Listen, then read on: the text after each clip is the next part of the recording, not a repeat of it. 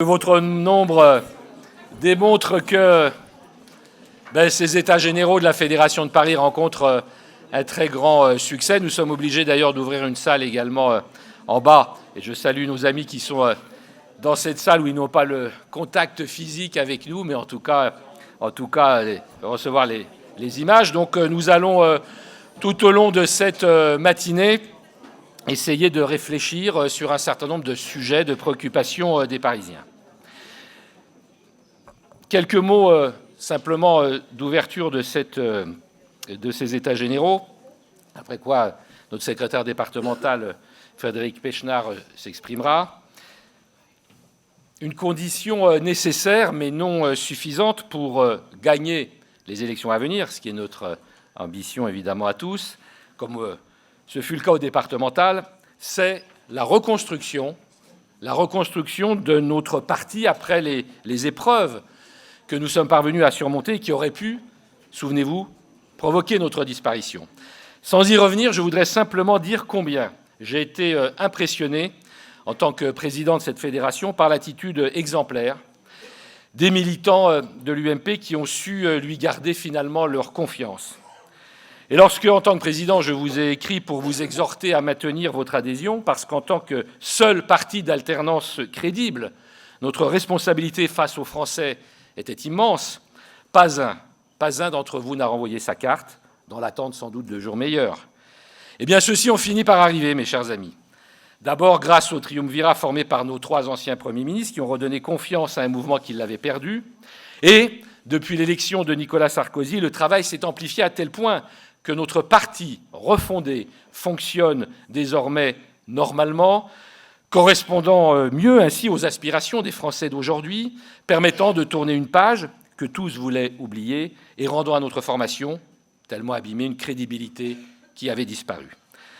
Et conformément aux engagements pris, et après un intense travail préparatoire sur les nouveaux statuts, réalisé sous l'autorité de Nathalie Kosciusko-Morizet, au sein de groupes de travail qui se sont réunis pendant plusieurs mois, 3 axes ont été poursuivis. Démocratisation, décentralisation, transparence. Et vous avez vous-même, souvenez-vous-en, été consulté par le biais d'un questionnaire en ligne de 55 questions et par une réunion de tous les adhérents de la fédération que j'ai conviée ici même, en présence de Nathalie, des élus parisiens. Et puis vous avez adopté ces nouveaux statuts, massivement d'ailleurs, en mai dernier. Alors cette réforme repose sur un principe fondamental, celui de la démocratie interne, en vous rendant la parole. Et moi, comme président de fédération, je peux vous assurer que je m'assigne l'objectif, avec notre secrétaire départemental, de faire vivre très intensément ces nouveaux statuts. Vous élirez ainsi, par exemple, directement le président de votre fédération, le 30 janvier prochain.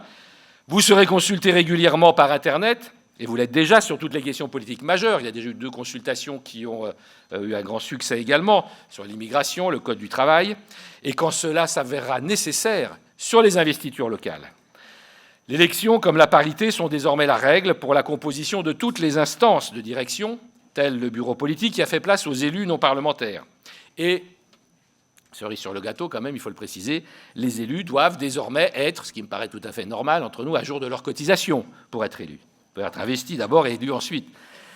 Davantage de moyens sont donnés aux fédérations sur le plan organisationnel, administratif et financier, comme aux circonscriptions qui peuvent s'organiser, notamment à Paris, et c'est assez nouveau, sur la base des arrondissements, qui correspond mieux finalement à la géographie parisienne. Une charte négociée qui fixe les objectifs à atteindre en termes de nombre d'adhérents et d'activités est également prévue. Et la base militante a été élargie par la possibilité d'être associé au parti afin de pouvoir participer à certaines actions sans pour autant être adhérents au sens habituel et traditionnel du terme. Enfin, des primaires ouvertes, vous le savez, vous permettront les 20 et 27 novembre 2016 de choisir celui des nôtres que vous souhaitez porter à l'Élysée. Bref, un parti moderne où le débat est assumé, où vous votez sur le choix des candidats et des projets, où la transparence est de mise à tous les niveaux pour redonner confiance aux Français qui ne croient plus en la politique. Les Républicains définissent ainsi, en quelque sorte, pardonnez l'immodestie du propos, mais j'y crois profondément, la citoyenneté du XXIe siècle, où les citoyens ont toujours le dernier mot. Nos victoires électorales futures dépendront de la réussite de ce pari, qui est assez bien entamé d'ailleurs, et aussi du projet, bien sûr, que nous soumettrons aux Français et qui doit profondément et structurellement réformer tout le champ de l'action publique. Alors, avant que Frédéric nous présente la nouvelle équipe départementale qui siège à ses côtés en nombre, je veux d'abord, évidemment, et vous le comprendrez, rendre l'hommage qu'elle mérite à l'équipe sortante. Et d'abord, à Jean-Jacques Gianesini, présent parmi nous. Je dois dire le meilleur des militants.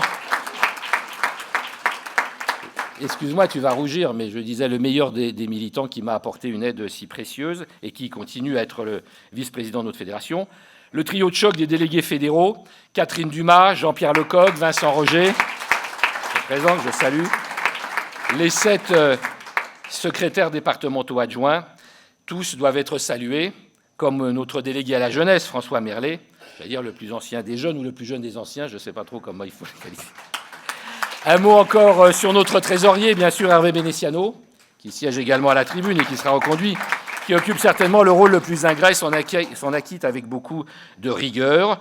D'ailleurs, les finances de la fédération sont remises à flot, ce qui n'a pas été une mince affaire, ce qui nous permettra de proposer prochainement, j'espère, l'ouverture de permanences nouvelles dans l'Est parisien, comme je l'avais promis, en portant l'effort dans les arrondissements de reconquête, bien sûr. Enfin, nos 2 permanents, permettez-moi de les citer, Lila et Joao, méritent une mention spéciale aussi pour leur dévouement. Et ils viennent de le démontrer en organisant de main de maître le déménagement de la fédération, désormais de retour au siège national. Sachez que votre fédération est bien désormais ici dans ces locaux au 4e étage. Nous les inaugurerons d'ailleurs officiellement lors du buffet de la fin de matinée, auquel, bien sûr, vous êtes tous cordialement conviés. Voilà, il y en a qui applaudissent le buffet, ils ont raison. Il y en a qui ont déjà faim. Alors, cette matinée va nous permettre d'évoquer 2 sujets essentiels pour les Parisiens. Il fallait sélectionner, nous ferons d'autres états généraux avec d'autres questions qui seront analysées, étudiées. La sécurité et le logement, qui nous ont paru être des questions tout à fait prioritaires, évidemment, mais aussi, pendant un petit moment, jusqu'à 10 heures ou presque, la vie de notre fédération, l'animation de notre fédération. Et pour ce faire, je passe aussitôt la parole à notre secrétaire départemental, afin qu'en premier lieu, il présente sa nouvelle équipe. Et je voudrais dire tout le plaisir que j'ai à travailler avec lui. Nous nous connaissons depuis longtemps. Nous nous apprécions, je crois, dans d'autres fonctions dans lesquelles nous nous sommes beaucoup fréquentés à une certaine époque. Je suis heureux de le retrouver ici parce que je connais sa rigueur, son sens de l'éthique, son efficacité, sa compétence. Et je sais que nous formons un tandem particulièrement unis, et c'est très important pour notre fédération, et que le travail que nous allons réaliser nous permettra d'emporter très aisément toutes les prochaines élections qui concerneront Paris et également la France. Merci à toutes et à tous.